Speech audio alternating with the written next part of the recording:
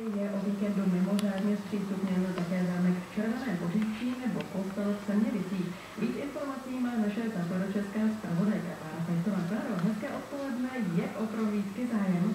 Hezké odpoledne, je zájem. Na zámku v Červené Poříčí na Kotlovsku probíhá obnova a tak je zpřístupňován veřejnosti jen při mimořádných událostech. A lidé jsou hladoví.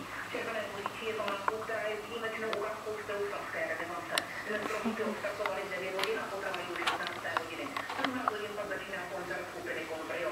Zítra zámek otevírá mezi 9. a 14. hodinou. Kostel v Semněvicích na Domažlicku dnes po dlouhých letech otevřel v rámci poutí a ukáže vzácné barokní fresky. V 16 hodin to bude vše svatá. Klára Fajtová, Plzeňský kraj.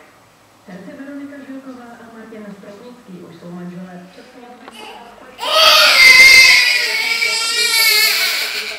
Pondělí ale opět